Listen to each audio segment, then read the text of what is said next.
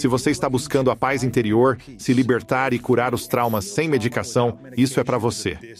Bem-vindos ao podcast School of Greatness. Eu sou Lewis Howes e hoje vamos nos aprofundar no poder transformador da cura. Neste episódio especial, vamos explorar o caminho para se libertar do trauma e abraçar uma vida de resiliência e empoderamento. Selecionamos 4 momentos perspicazes com alguns dos seus convidados favoritos que já passaram por aqui, cada um oferecendo sabedoria inestimável sobre a cura de traumas. Essas conversas me tocaram profundamente e estou animado para compartilhar esses conhecimentos profundos com você. Vamos juntos descobrir passos práticos para iniciar sua jornada de cura e viver sua melhor versão da vida.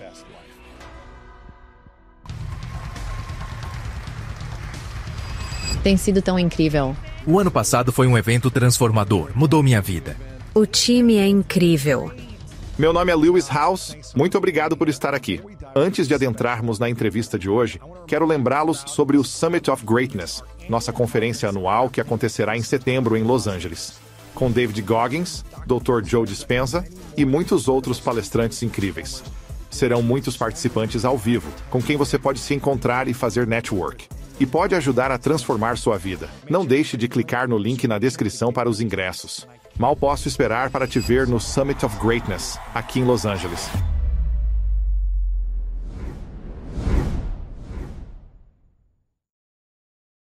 Vamos nos aprofundar neste momento com a doutora Nicole Lepera, que fala sobre estratégias poderosas que possuem potencial de revolucionar sua vida. Vamos explorar a fundo laços de trauma, padrões disfuncionais e as chaves para desbloquear a sua liberdade emocional. Enquanto você ouve e assiste, pergunte-se como pode incorporar check-ins diários e técnicas de gestão da atenção em sua rotina para aprofundar a conexão consigo mesmo e promover o crescimento emocional. Estou muito animado para que você aproveite este momento e o episódio. Vamos nos aprofundar nesta conversa esclarecedora com a doutora Nicole Lepera. Quando 2 pessoas têm sistemas nervosos traumáticos, não curaram seu coração ou sistema nervoso e estão em um relacionamento e nenhuma sabe como regular suas emoções, o que tende a acontecer nesse relacionamento se elas não sabem como curar seus corações? Tendemos a nos envolver em ciclos intermináveis de conflito, desconexão e estratégias de enfrentamento que aprendemos ao longo do tempo. Passamos a depender de certas práticas, como o uso de substâncias ou a distração com rolagens intermináveis na internet. Acabamos nos tornando o subproduto vivo disso. Muitas vezes, esses ciclos explosivos de conflito que eu chamo de padrões são comuns na maioria dos relacionamentos. Quando Lely e eu começamos nosso relacionamento quase uma década atrás, estávamos presos a um padrão disfuncional que chamo de vínculo traumático. Sério? Sim. O que é vínculo traumático? Então, eu gosto de fornecer uma definição mais abrangente do que alguns poderiam definir online. Mas são todos esses hábitos e padrões disfuncionais que nos mantiveram seguros na infância e que continuamos a recriar. Quer sejam esses ciclos de conflito explosivos, que talvez alguns definam como amor verdadeiro, intensidade e paixão, e todas as coisas que procuramos na química, ou simplesmente hábitos e papéis disfuncionais em que um parceiro é sempre o cuidador do outro, que sempre precisa de cuidados. E não importa em que relacionamento você esteja, se vê envolvido nessa mesma dinâmica. Para mim, o mais proeminente são os ciclos de desconexão emocional. Não importa com quem eu estava, e eu estava sempre em um relacionamento monogâmico desde que comecei a namorar aos 16 anos. Sempre estive numa parceria romântica. Definitivamente tinha amizades, compromissos sociais e coisas para fazer. Mas eu realmente me sentia sozinha em meio a uma multidão. A reclamação número 1 que geralmente levava ao fim do relacionamento, porque ficava tão frustrada ou agindo de forma passiva-agressiva, era: eu não me sinto emocionalmente conectada. Seus parceiros diziam isso. Eu dizia, Certo. eu reclamava de não me sentir conectada, embora compartilhasse uma história. Com meu primeiro namorado no ensino médio, e isso me acompanha até hoje. Terminamos próximo de chegar à formatura. Íamos para faculdades diferentes e distantes, então terminamos por questões logísticas. Ele também fez uma reclamação, se você quiser chamar assim, e ele me rotulou como emocionalmente indisponível. Fiquei impressionada, pensei, eu emocionalmente indisponível. Eu me sinto tão amorosa e apaixonada por ele. Fiquei devastada quando ele terminou comigo. Pensei, isso é incomum. Achei que ele estava, obviamente, errado. Anos depois, me descobri atraída por mulheres. Agora penso, é porque estou interessada em mulheres que estou disponível. Alguns anos depois, eu estava em um programa de treinamento psicanalítico na Filadélfia antes de ser licenciada. Um aspecto do treinamento era sentar em uma terapia de grupo com outros analistas onde, essencialmente, por 1h30, analisávamos uns aos outros, nossas experiências, percepções e como nos sentíamos interagindo. Parte do treinamento? Isso fazia parte do meu treinamento para obter minha licença. Eu escolhi esse estilo de treinamento porque achei que seria benéfico. E realmente foi, embora muito difícil. E uma vez, durante o grupo, ouvi de uma colega que decidiu compartilhar sua experiência comigo, descrevendo-me como fria e distante. E eu pensei, ok, isso é bem interessante. Refletindo sobre essa ideia de eu ser distante, apesar de eu não ter conhecimento suficiente para entender, eu ainda achava que ela estava um pouco imprecisa. Certo. Embora agora, olhando para trás... Sim. Olhando para trás, penso, isso faz sentido. A razão pela qual eu estava emocionalmente desconectada nos meus relacionamentos era porque estava emocionalmente desconectada de mim mesma. Nossa. Eu não estava sintonizada com como eu pensava ou sentia. Não estava compartilhando isso. Então, eu estava criando um ciclo de desconexão nos meus relacionamentos.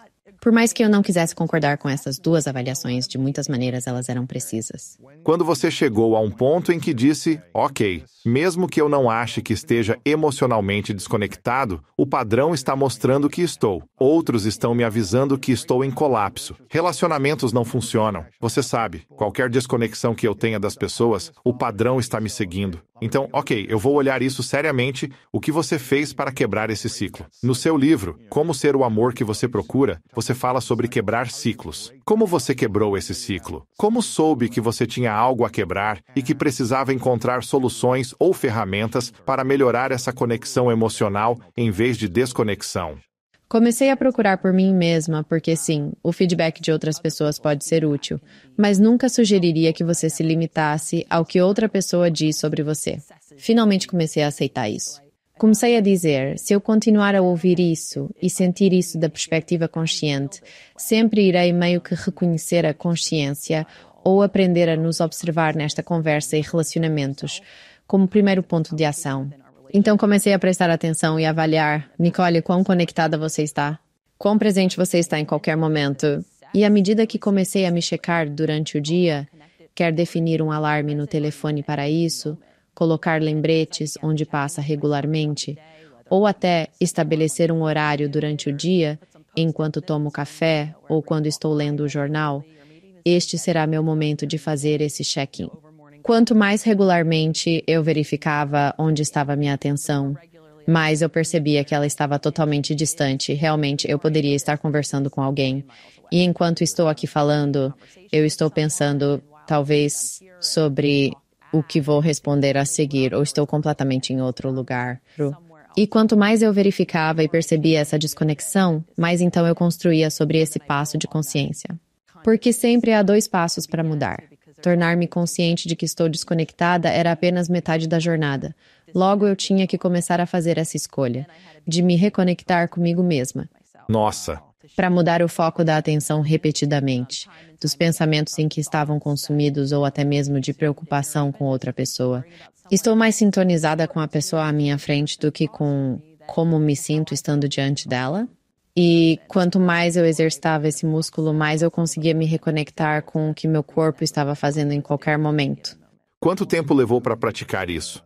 Porque provavelmente foi a maior parte da sua vida em que você teve esse tipo de desconexão, um mecanismo de segurança criado desde a infância, qualquer que tenha sido a situação da qual você estava se protegendo. Então, quanto tempo levou para sentir que, ok, não preciso mais pensar nisso, é automático, estou emocionalmente conectada? Levou meses, anos, ou isso ainda é algo em que você tem que se focar? Ainda é uma intenção, um compromisso, uma conversa diária. O que se tornou automático é a conscientização da importância de verificar isso comigo mesma. Conscientemente, porém, ainda existem momentos em que meu nível de estresse sobe. quando fico ocupada com obrigações intermináveis. Aquele eu condicionado a ser super realizador e que gosta de priorizar todas as coisas que tenho que fazer para servir outra pessoa.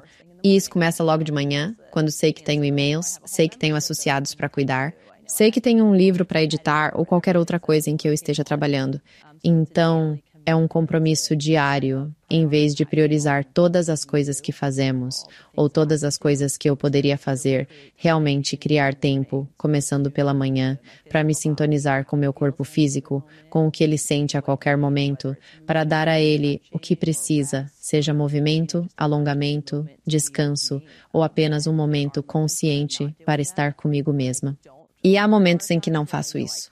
Quando não priorizo o que sei, conscientemente, e beneficio isso em priorizar, encontro-me muito mais desligada, muito mais dissociada. Ainda é fácil para mim seguir aquele velho caminho. Eu adoraria ouvir seu maior aprendizado nos comentários abaixo sobre o que você ouviu com a doutora Nicole Lepera. Para mim, ao longo dos anos, conectei-me com Nicole de forma pessoal e profissionalmente. Já a recebemos várias vezes, mas ouvi a história de como ela precisou criar limites e se afastar de certos membros da família, e como prestar atenção aos comportamentos que podem parecer algo que está te bloqueando, e estar ciente desses padrões que estão bloqueando você e tentar criar limites e começar a curar desses padrões. Para mim, esse é o maior aprendizado. E não é sempre fácil, especialmente quando se trata de família, amigos ou pessoas de quem você gosta, perceber esses padrões prejudiciais e romper com eles. Você pode estar envolvido neles e ser responsável por alguns desses padrões também. Então, pode ser uma coisa codependente e bagunçada às vezes. E não é sempre fácil se afastar disso. Mas acho que criar essa consciência e garantir criar esse espaço seguro dentro de você para que você possa fazer isso, esse foi meu grande aprendizado. Adoraria ouvir sobre seu aprendizado abaixo, seguindo para o próximo momento. Esta é uma pessoa poderosa. A Dr. Marielle Bouquet traz à tona o impacto profundo da dor intergeracional que carregamos dentro de nós. Ao longo dos anos, foi difícil para mim entender como o trauma não curado dos nossos pais, dos pais deles e assim por diante, pode ser transmitido de geração em geração até chegar a nós. É impressionante pensar que pessoas que você nunca conheceu, seus ancestrais, possam ter passado algo que agora cabe a nós enfrentar, tomando consciência disso para finalmente quebrar esses padrões. Prepare-se para descobrir estratégias poderosas para se libertar de traumas herdados. Espero que aproveite. Vamos explorar esses insights da doutora Marielle Bouquet. Qual a diferença entre os traumas que aconteceram conosco e o trauma geracional que aconteceu com nossos ancestrais? Então, a principal diferença está na biologia. Há um componente genético no trauma intergeracional. E o trauma intergeracional tem essa maneira em que há uma transmissão genética que ocorre de pai para filho. E isso cria uma predisposição à vulnerabilidade, ao estresse. Pode me dar um exemplo? Qual é um caso comum que você vê na sua prática? Que é uma história geracional? Bem, há pessoas que dizem, sabe, desde que eu era criança, sempre foi difícil me acalmar, e eu tinha essa hiperatividade. Muitos sobreviventes de trauma também acreditam que seus sintomas se assemelham aos do TDAH, porque há muita sobreposição nas experiências e nos sintomas. Isso é bem comum. Há quem, ao refletir sobre a infância, diga que sempre se sentiu constantemente ansioso. Quando começamos a investigar mais a fundo, começamos a perceber isso, especialmente porque faço muito trabalho com árvores genealógicas, explorando a linhagem familiar para entender as respostas ao trauma, ou até mesmo respostas inflamatórias, como depressão, ansiedade ou outros tipos de transtornos mentais presentes na família. E à medida que investigamos a linha familiar, exploramos não apenas a infância da pessoa, como ela reagia e seus padrões de apego, mas também como talvez a mãe tenha carregado uma ferida na sua criança interior, assim como a mãe dela. Ferida da criança interior nunca curada. Isso. Expressei isso como uma resposta ao trauma. Gritava e berrava em casa. Tinha explosões emocionais. O que isso causou? Na verdade, criou uma ruptura no apego que você poderia ter tido, por exemplo, na sua infância. Criou um apego inseguro. Você então saiu pelo mundo e experimentou bullying, uma pandemia, todo esse tipo de coisa. E então aquele trauma, aquela propensão ou vulnerabilidade ao trauma foi ativada. E agora você está continuando o ciclo do trauma intergeracional porque foi modelado para você geneticamente. Foi passado adiante. Isso é genético. Ou podemos, digamos, se a mãe quebra um ciclo de trauma, cura seu trauma, o trauma geracional, antes de ter seu filho. Ela consegue. E ela cria um ambiente de paz, sabe? Sim. É o ambiente ou a biologia, o código genético passado adiante. Porque é como se os ambientes fossem passados adiante. Você vê seus pais fazendo isso. Você só segue o padrão do ambiente. Sim. Isso é genético? Isso é ambiental? O que incomoda? É os dois. Desde que a psicologia existe, temos teorias sobre natureza, criação e darwinismo. Há muito tempo. Natureza são os aspectos biológicos das nossas experiências, e criação são os aspectos sociais. E o trauma intergeracional é o único trauma situado na interseção de ambos. Então nós temos também o lado da natureza. Sim, então sabe, do lado da natureza, a expressão genética. Tipo, estamos recebendo muitas informações do campo da epigenética que nos ajuda a entender como o comportamento impacta os genes. E então, basicamente, o que acontece é que, digamos, uma mãe tem estresse e depressão na vida dela. Digamos que essa mãe esteja realmente grávida de 5 meses de gestação. Ela tem um bebê no útero.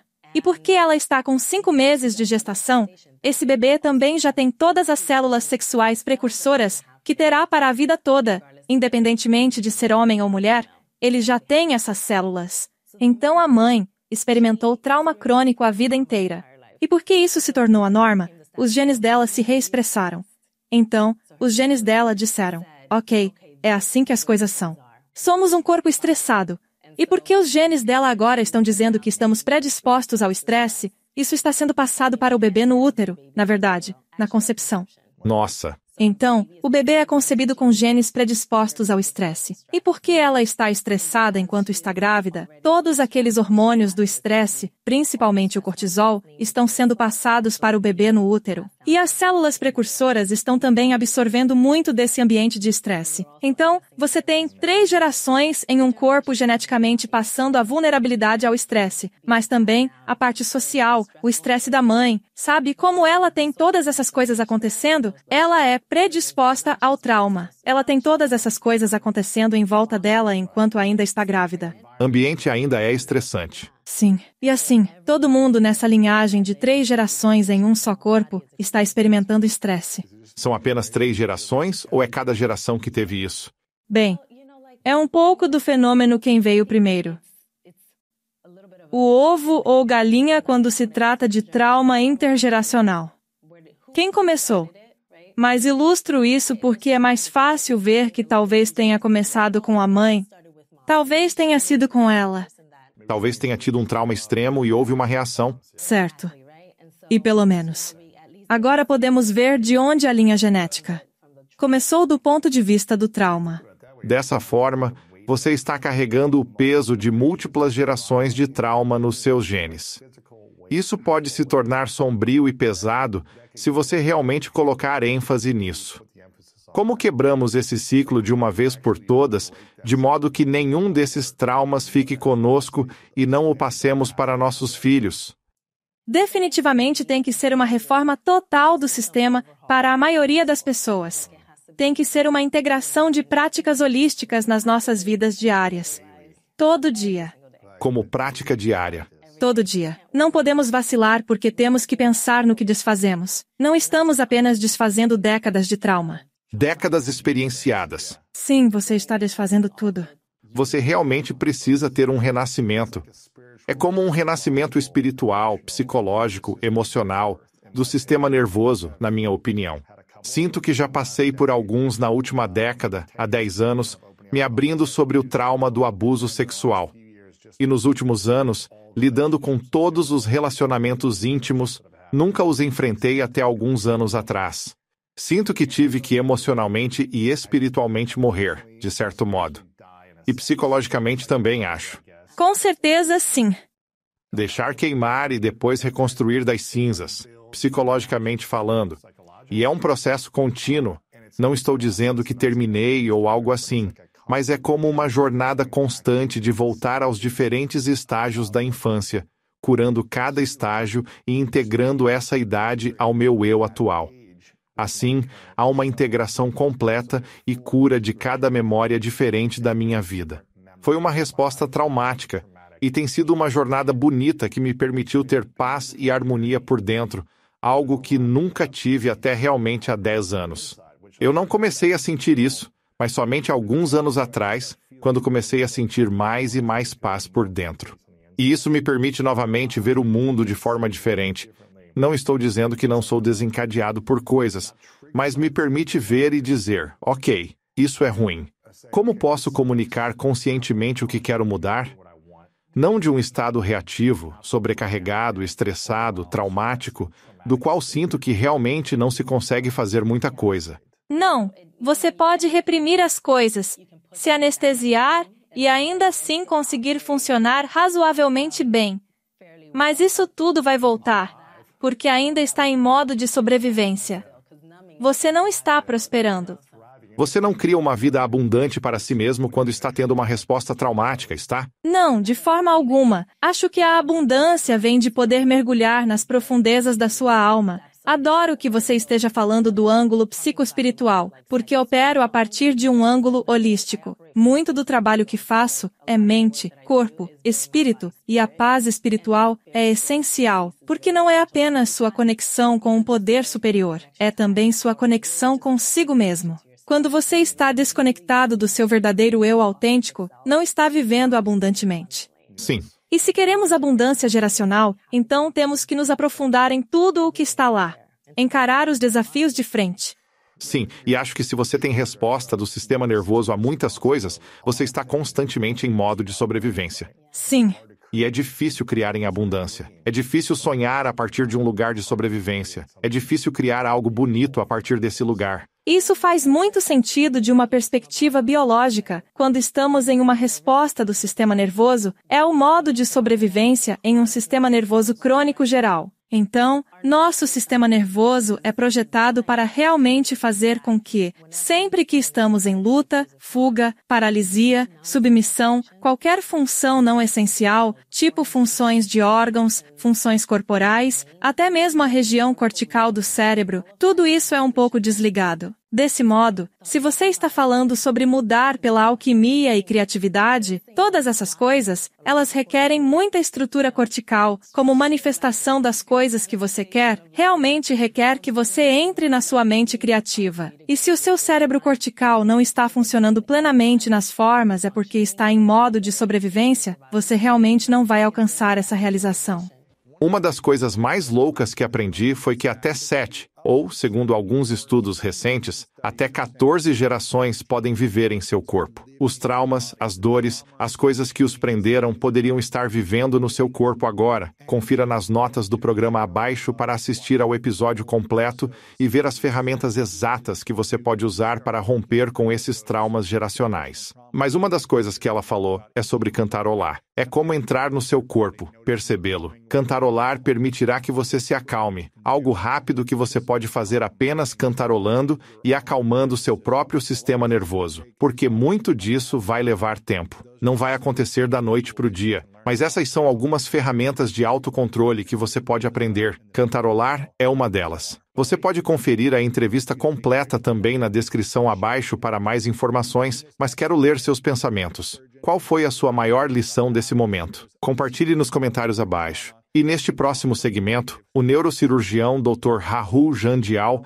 compartilha os segredos para superar traumas e vencer pensamentos negativos. Nos aprofundamos no poder da neuroplasticidade e no potencial transformador do cérebro humano. E enquanto você ouve este próximo segmento, pergunte a si mesmo: qual é uma memória significativa que contribuiu positivamente para a sua vida ou, potencialmente, uma memória que contribuiu de forma negativa para a sua vida também? Vamos dar uma olhada. O cérebro tem a capacidade de se curar de traumas físicos e traumas emocionais. Sinto que o trauma emocional, oculto, pode ser mais doloroso e mais difícil de se recuperar para alguns do que o trauma físico. Você pode vê-lo e pode tratar o trauma físico em certo sentido, dependendo de quão intenso ele é. Mas os traumas emocionais, psicológicos, ocultos, eu sinto que são invisíveis. As pessoas não acham que precisam tratar isso porque não veem como um braço quebrado e pensam: preciso ir ao médico porque o osso está saindo. Vou colocar uma tala e deixar curar. Não fomos ensinados a pensar assim. Não há uma resposta fácil. Mas o que posso dizer é que o trauma é simplesmente: esses são meus conceitos. Não estou. Sim, existe o trauma terapêutico. E com isso quero dizer, por exemplo, realinhar um osso depois que ele foi quebrado. A dor de uma cirurgia para remover um câncer. Mas então você sabe que o câncer foi removido. Essa é uma dor positiva. Certo. Falamos apenas de trauma físico. Sim. Então, há o trauma emocional. Se as pessoas são atacadas, isso está ligado ao trauma. Pessoas que não têm memória após certas lesões ou operações nunca têm transtorno de estresse pós-traumático, ou seja, TEPT. Não se lembram. O contexto e as memórias relacionadas ao trauma, seja emocional, físico ou combinação, requerem memória. Legal, né? Eu gosto de pensar nisso como conceito. Não tenho uma solução para isso. Não tenho. Ei, não faça essas 3 coisas. Você estará melhor. Mais ou menos. Não é minha abordagem, porque quando as pessoas fizeram isso comigo, eu pensei: como você sabe pelo que estou passando, cara? Você olha para mim e pensa que tudo está bem. Tem certeza? Tem certeza de que eu não fui atacado ontem à noite? Tem certeza de que não descobri que meu paciente não ficou bem ontem à noite? Tem certeza? Eu não descobri. Um ente querido foi diagnosticado com algo. Sabe assim, não quero colocar as pessoas em quadrados. Na verdade, quero que as pessoas saibam que são novas todos os dias. Eu nem sou a mesma versão de mim mesmo que eu era antes dos últimos anos. Como posso ser compreendido como um grupo de pessoas, um homem ou um cirurgião? Eu só quero que as pessoas pensem umas nas outras como indivíduos dinâmicos. Dito isso, eu nunca julgo o trauma das pessoas como melhor ou pior. As pessoas estão procurando ou é mais fortes ou são justificadas. Todos terão algum evento traumático na vida, seja um acidente de carro ou ouvir algo negativo. É inevitável. Em parte porque nos expomos. Em parte porque a forma como abordamos o mundo é ser completamente adaptativo. Se formos rígidos, há menos chances de trauma, mas essa é uma vida menos bem vivida. Então, quando você se expõe, experiências traumáticas são inevitáveis. Isso dito, ok. Você adquire um hematoma aqui e diz: é que se não temos a memória do evento traumático, não temos TPT, não temos trauma, não temos uma cauda de trauma. Certo. Então, esse é o conceito que eu quero que as pessoas saiam entendendo. A memória é importante, mas é a memória que determina se o evento continua sendo traumático em sua vida. Se ela ainda é dolorosa para você, vamos nos aprofundar. Só precisamos curar a memória do trauma. É exatamente aí que quero chegar. Então, memórias não são arquivos em um armário. E, na verdade, estão no cérebro. Como é categorizada? Existem regiões que, se removidas, você perderia a memória. Mas ela não está apenas lá. Depende de puxar memórias desde o olfato até novas memórias. Por exemplo, o olfato é interessante. É um dos 5 sentidos que não podemos suprimir com nosso pensamento. Então, o perfume, a colônia, o cheiro e a memória estão entrelaçados. Assim, você está utilizando todas as partes do cérebro. Novamente, a memória é um fluxo elétrico no cérebro. Mas não é só isso.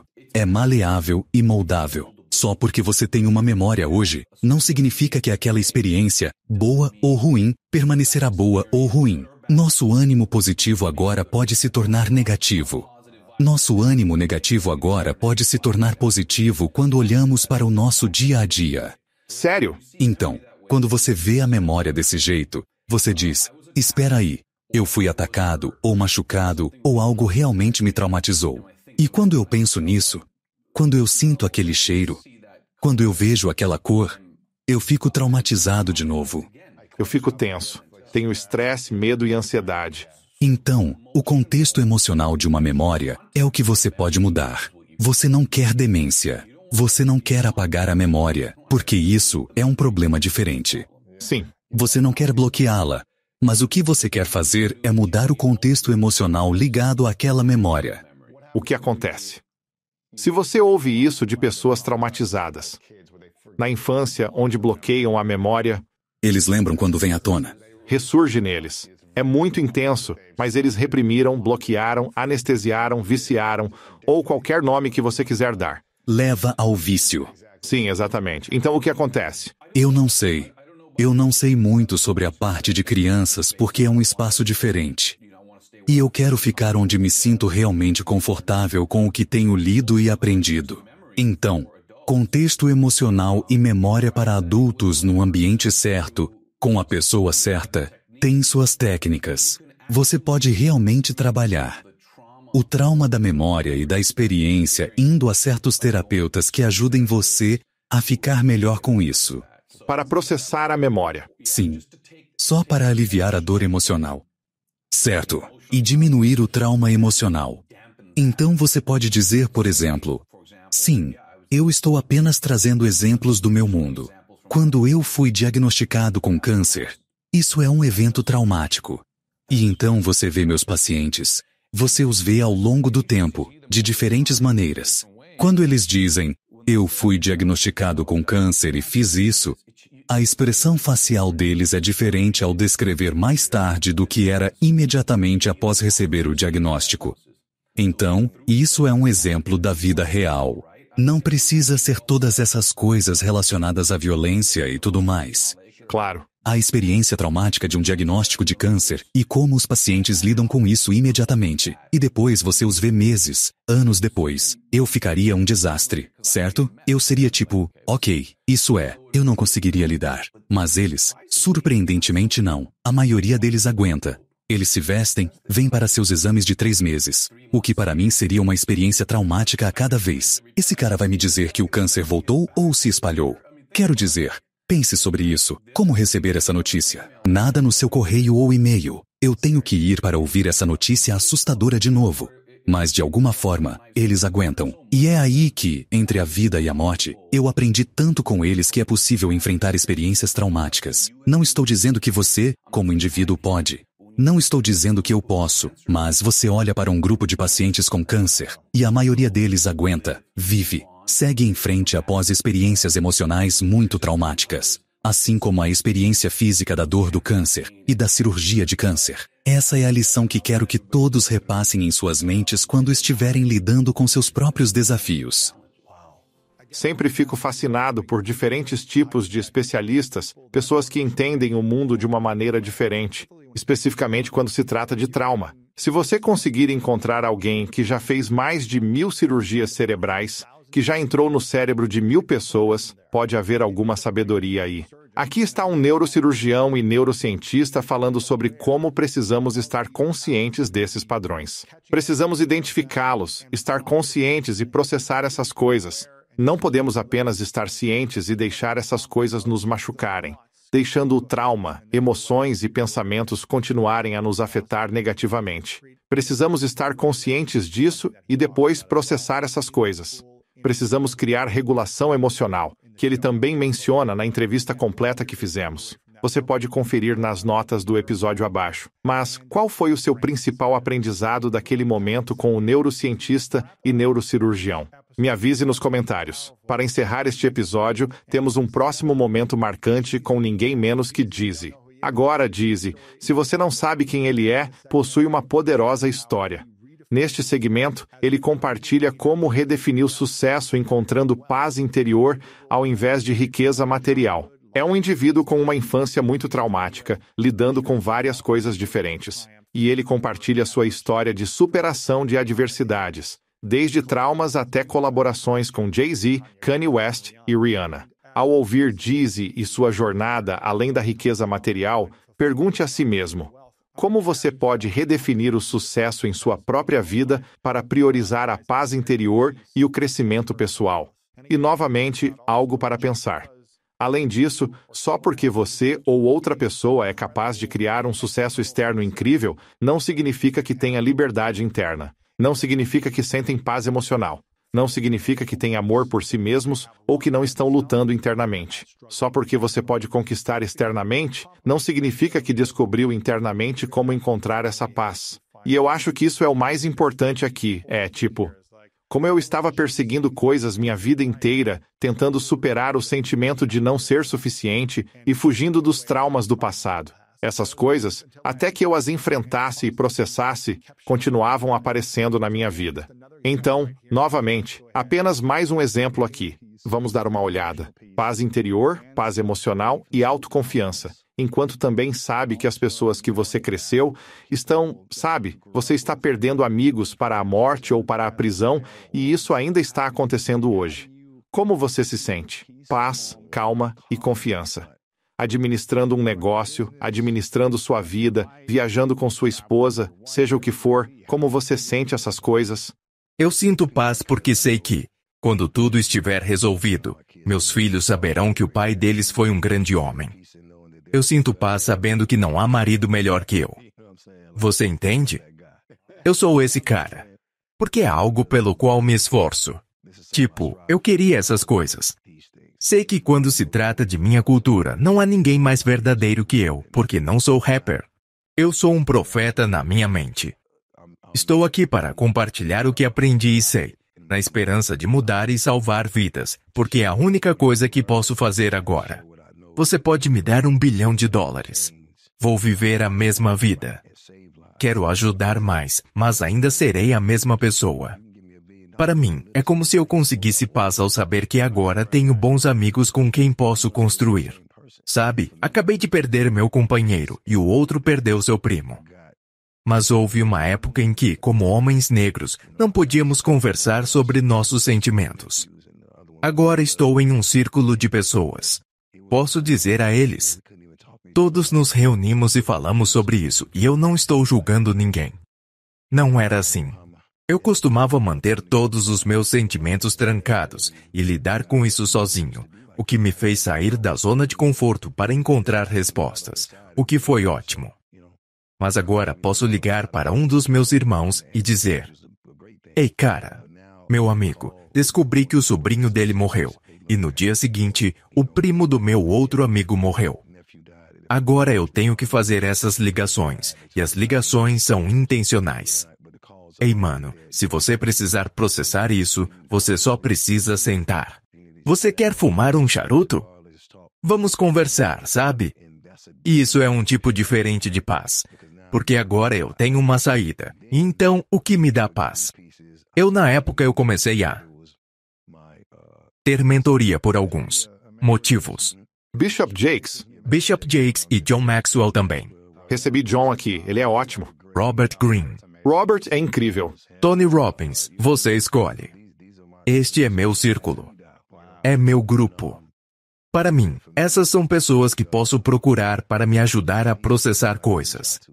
Preciso ajudar a processar para as pessoas que amo. Quero ajuda, certo? Porque todos temos isso, entende? E o que me traz paz é saber que minhas decisões podem mudar vidas. Porque minhas decisões tiraram vidas. Já fiz parte de coisas, sabe? Não é como se eu só tivesse virado a página. Estou em um espaço diferente. Este sou eu. Este é quem eu estava evoluindo para ser. Tive que passar pelo fogo. Só para entender, porque eu não posso olhar para você de cara limpa e falar: eu não faria isso. Eu não acho isso bom. Ou eu nunca fiz. Eu já estive lá sim. E é por isso que quando meus irmãos vêm até mim, se eles estão passando por algo ou qualquer coisa, eu posso sentar e ter uma conversa sobre processar isso e entender onde estamos. E aqui entra novamente esse senso de rua. Você já pensou nisso? Que você deveria se sentar com tal pessoa e resolver isso? Claro. É assim que funciona. Quantos anos você tinha quando começou a se abrir e ter esse tipo de conversa sobre suas emoções, sentimentos e pensamentos, em vez de apenas consigo mesmo? Porque eu nunca falei sobre minhas emoções até cerca de 10 anos atrás. Quando completei 30 anos, comecei a processar, curar e falar sobre coisas que eu pensava. Ninguém pode jamais ouvir isso. Sabe de uma coisa? Eu diria que aos 40 anos. Faz menos de 5 anos. Foi quando começou a dizer, certo, deixa começar a processar ou me abrir. Eu estava morando em Malibu e minha música estava mudando. Louis Farrakhan me ligou e disse, Dizzy, sua música está mudando. O inimigo está vindo. Eu pensei, meus inimigos do bairro não estão vindo. Estou em Malibu. Ele disse, só estou te avisando. Desliguei o telefone. Na semana seguinte, estou em turnê. Onde está Khalifa? Um jovem é morto pelo meu ônibus de turnê e prendem a mim e a minha equipe. Então agora estou sentado na cadeia de Los Angeles. 10 milhões de fiança. Sabe do que estou falando? Porque há 10 pessoas no ônibus. Eu não fiz nada. Primeira vez na vida, eu não fiz nada. E estou sentado. Está no ônibus. Bem, desci do ônibus, fui para um hotel, depois voltei. Na manhã seguinte, nos seguiram até o próximo lugar do show. Foi aí que me pegaram. Caramba. E agora estou na prisão. 10 pessoas na prisão. $1 milhão por pessoa. 10 milhões de dólares. Minha equipe veio me buscar no primeiro dia, certo? Eu disse, não posso deixá-los em Los Angeles na prisão. Eu não posso.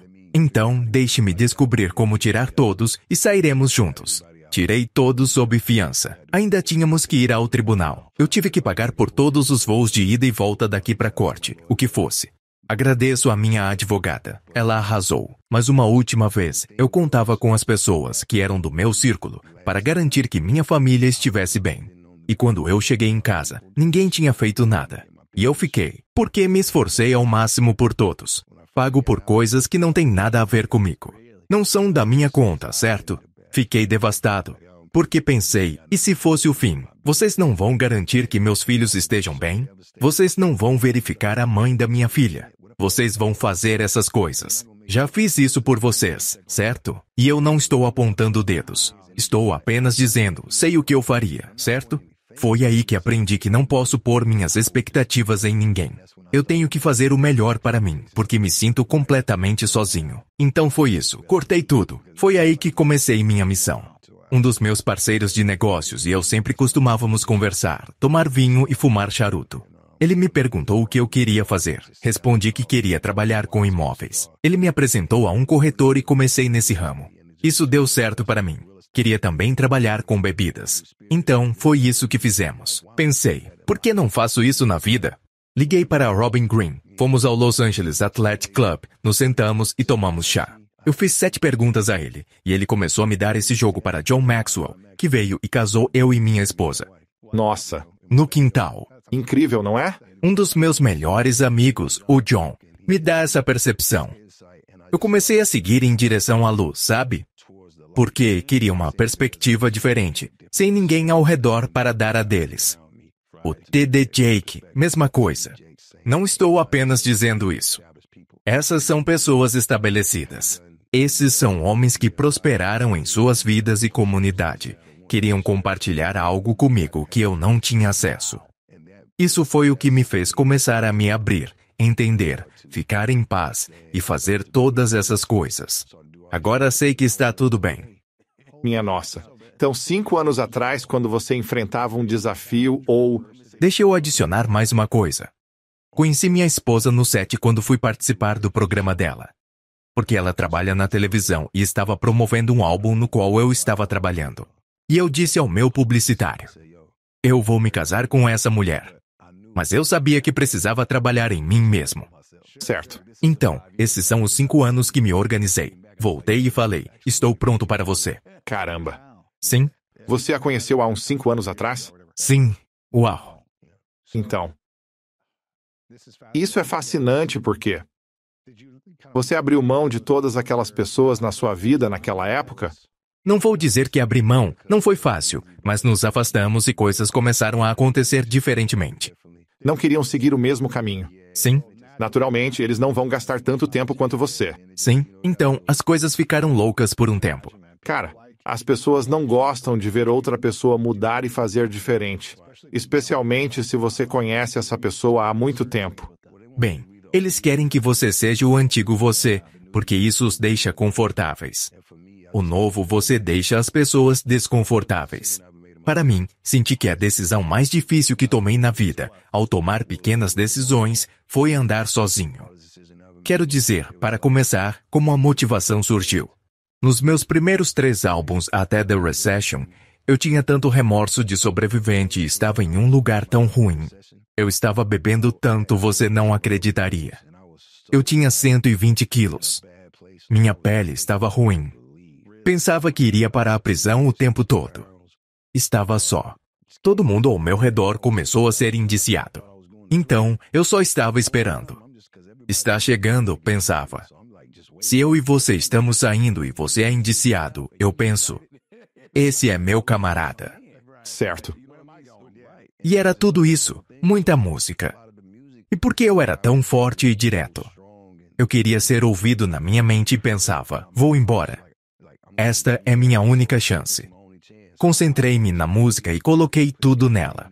Eu só queria deixar isso para trás se eu não saísse dessa. E esse é o ponto-chave. Eu não tinha o vocabulário para todas essas coisas pelas quais eu estava passando. Nem falou nada. Eu não sabia o que era depressão ou ansiedade. Você acha que eu posso ir ao próximo cômodo e um amigo diz, estou estranho, acho que é ansiedade. Eu dizia, cara, beba isto, fume isto, irmão. E além da paranoia, podia ter um policial vindo. Alguém chega com uma arma. Todo mundo que eu via, eu simplesmente pensava, você sabe, os agentes, eles são isso e aquilo.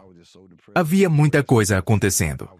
Eu estava tentando fazer música e estava tão deprimido, bebendo muito. Eu ficava esperando pelo dia. Tipo, eu às vezes ia dormir e pensava, ok, se for o dia, estou preparado. E lembre-se, o tempo todo isso estava acontecendo, porque eu sou como sou. Eu estava me afastando cada vez mais da minha família, minhas irmãs, meus primos, meu pai e minha mãe na época antes dela falecer, porque eu estava me preparando. Porque se eu for, não quero ser um alguém fraco. Porque eu sinto falta da minha mãe, da minha família. Então me desconecto mentalmente deles. Porque não quero que isso me afete se eu tiver que ir para a prisão. Caramba. Tudo isso estava acontecendo. Foi um dia que nunca vou esquecer. Comecei a trabalhar em The Recession e lidei com essa jovem. Tivemos essa separação pública. Ela era uma pessoa pública. Fui para o estúdio naquela mesma noite e não saí até escrever o álbum The Recession. Eu estava lendo livros. Isso era algo novo para mim. Que ano era?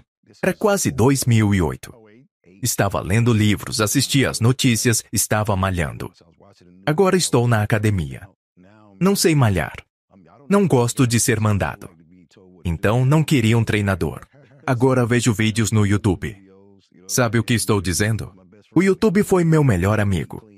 Aprendi a comer e me manter hidratado. Eu passava meses sem água. Meu Deus. Sim. Caramba. Crystal e Waffle House. Essa era a minha dieta. Perdi 27 quilos. Escrevi The Recession, um dos melhores álbuns que já escrevi, que tratava de política e do mundo. As coisas estavam acontecendo. Escrevi a música My President is Black, antes de Barack Obama. Nossa. Isso foi 6 meses antes de ele ganhar.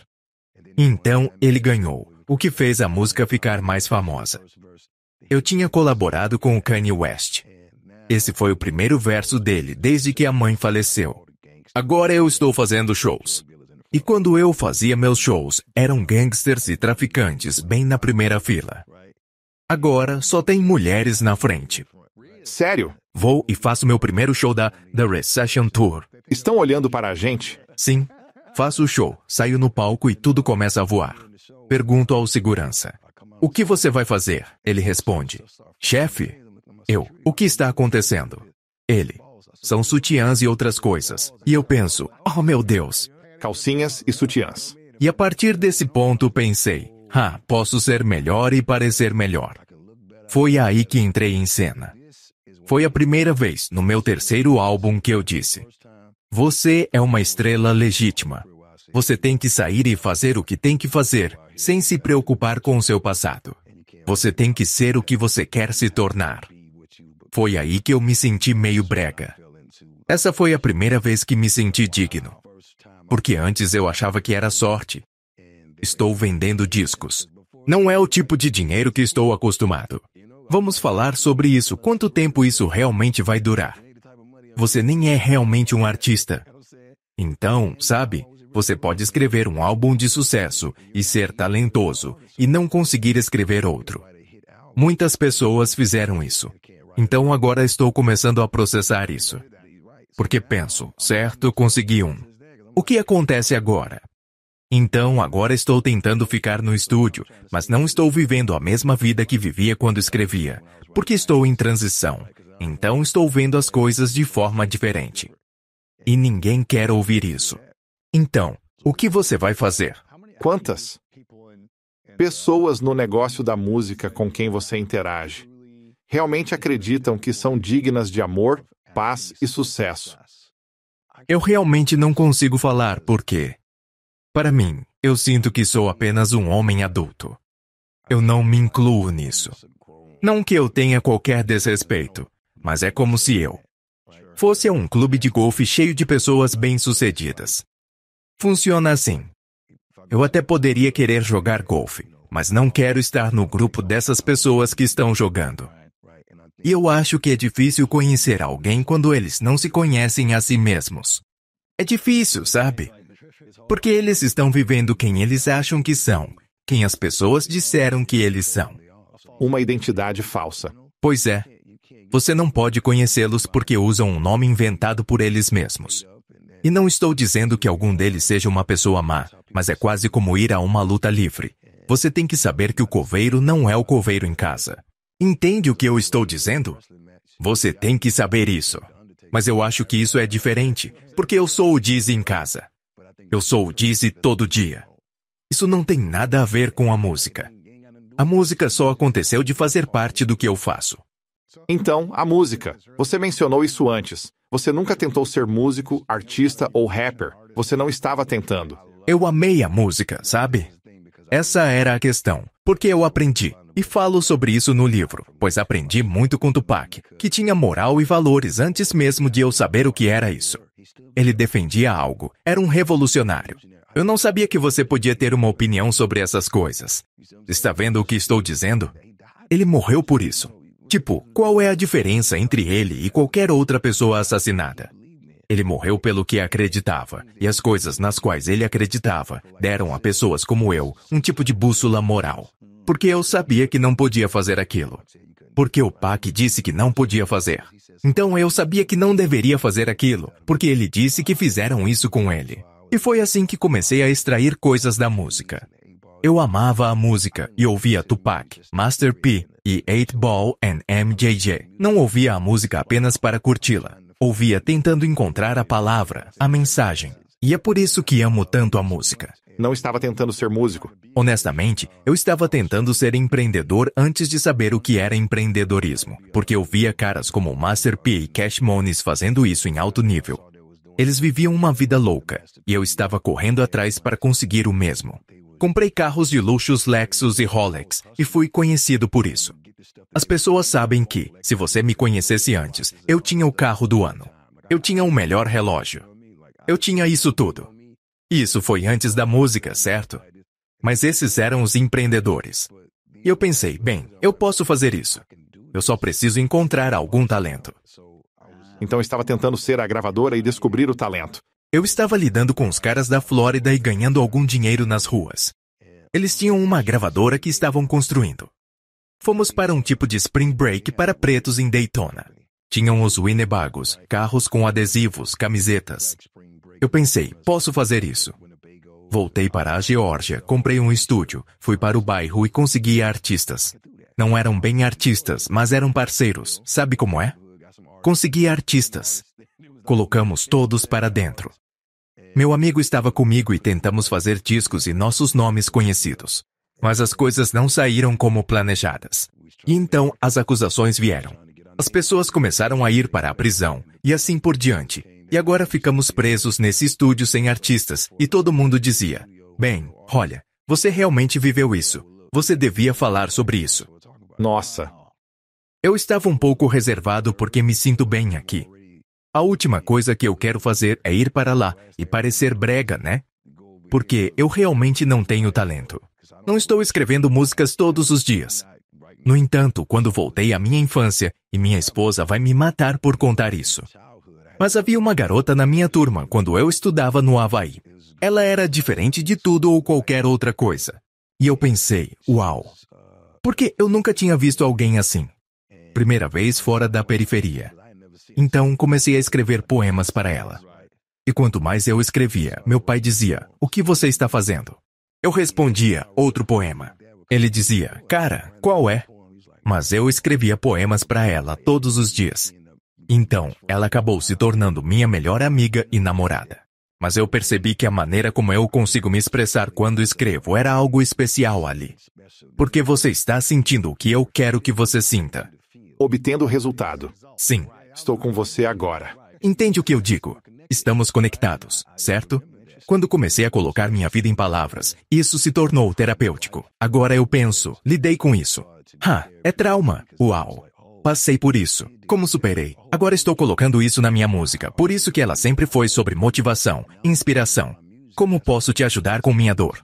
Impedir você de sentir o que senti, mesmo que sinta. Como fazer você não se sentir sozinho nisso? Daí veio a música. Porque se você voltar para Tupac, Vida de Bandido era um movimento. Mas se você ouve, pensa que é sobre matar e roubar. Não é? É sobre defender algo. Isso fazia sentido. Todos sentíamos que vivíamos a vida de bandido, certo? Voltei, e meu primeiro álbum foi Motivação de Bandido. Queria configurá-lo como uma classe. Legal. Isso é algo. Você senta e você. E meu segundo álbum foi The Inspiration. Meu terceiro álbum foi The Recession. Você entende o que eu estou dizendo? E é louco que The Recession saiu de uma sala com esses caras. Fui a um jantar privado. Estou nessa sala com esses caras ricos, e eles estavam preocupados. Diziam, a recessão está chegando. Estou pensando em vender isso e fazer aquilo. Tenho que me livrar deste negócio. E eu digo, você tem muito dinheiro. Com o que você está preocupado? E ele disse, você sabe o que é uma recessão? Eu digo, sim, mas eu não sabia. Então eu voltei e pesquisei no Google e fiquei com dúvidas. Então eu comecei a fazer perguntas. O que acontece com isso? Como isso acontece? Então, quando escrevi The Recession, estava correndo de volta para contar à minha cultura o que acabei de aprender. Minha grande lição com o Dizzy é que a verdadeira riqueza é a paz interior. Novamente, é bom ter dinheiro, coisas boas, flexibilidade com um bom carro, ser capaz de viajar de certa maneira ou ter uma boa casa. Essas são coisas boas, essas são bênçãos. Mas a verdadeira bênção é a paz interior, a verdadeira riqueza. A riqueza da vida é sentir paz interior e sentir-se livre. Isso é Jesus falando. Um homem buscou fama, sucesso, riqueza e posses materiais, mas não tinha paz interior. Percebeu em sua jornada de cura quanta riqueza há em ter essa paz. Deixe um comentário aqui e compartilhe sua maior lição sobre como superar traumas. E se você achou esses insights úteis, ou quer explorar mais, confira as conversas completas vinculadas em nossa descrição, onde quer que esteja assistindo ou ouvindo essa conversa, e reflita sobre os conceitos discutidos enquanto continua sua própria jornada de cura. Como meu terapeuta diz, cura não é um destino, é uma jornada. Acho que quanto mais você está ciente do que te traumatizou no passado, mais pode processar e curar, e menos isso te afetará. Serão apenas incômodos ocasionalmente, mas não tomarão conta do seu sistema nervoso. Quando sentir-se desencadeado ou traumatizado, mergulhe em nossos recursos abaixo. Deixe um comentário se isso foi útil para você. Qual sua maior lição? Inscreva-se aqui no YouTube ou no Apple ou Spotify. Deixe-nos uma avaliação se você estiver ouvindo pelo Apple ou Spotify também e compartilhe sua maior lição na seção de avaliações. Espero que tenha gostado do episódio. Você é amado, digno e importa. Eu escolhi doar o que eram 30 milhões de dólares. Mas doar, de certa forma, me libertou. Eu simplesmente não me importava mais. Não me aprisionava mais, entende? E esse é um nível que leva tempo e trabalho para alcançar.